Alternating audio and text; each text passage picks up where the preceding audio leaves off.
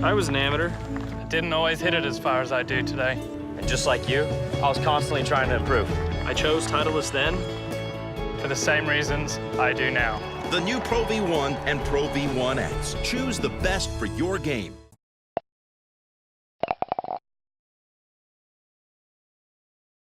If you're 7 under at the start of 2 days, you're going to grab that with both hands, aren't you? Oh, I would have. Knowing how I went yesterday, though, it's a little bit tough to swallow just with the way I finished. But it was getting really tough out there. So 7 under is not too bad. I'm in a pretty good position going into the weekend, so I can't ask for much more than that. So you had it to 10 under, and then the wind really started to bite out there, didn't it?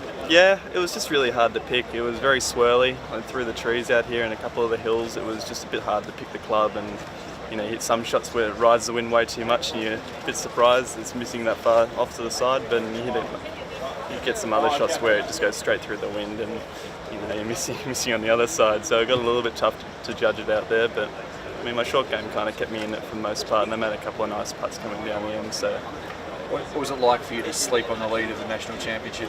it wasn't too bad. I was at home with my brothers and my family, so it wasn't too bad. Just trying to make it feel like any other tournament, any other week. So yeah, I didn't feel that bad, and then came out here and I felt the same as yesterday. So I knew it was going to be a little bit tougher, but had a little bit more time to think about it in the morning. But it was fine. I enjoyed it. And so will that play into your hands well tomorrow? To have done it once, so you'll be in a big group. There'll be a lot of people with you tomorrow. Yeah, I did play, for the most part I played really well today, so I feel like if I just keep doing the same thing, just give myself a couple more chances for birdie, I'm sure they'll start going in.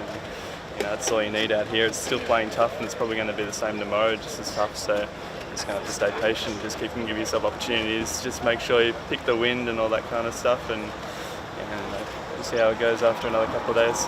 Always right through your amateur days, or towards the end of them in particular, you always said you like the big stage and playing in front of big galleries. It's going to be true with this is as good as it gets, really. I mean, this is the biggest crowds I've ever played in front of, but it just makes it a lot more enjoyable, really. It's nice to hit good shots and have lots of people watching rather than just yourself and mates. So I'm really enjoying it out here. So with that spotlight, mate, obviously the video of the left-handed and right-handed thing that we once did sort of came back into popularity again.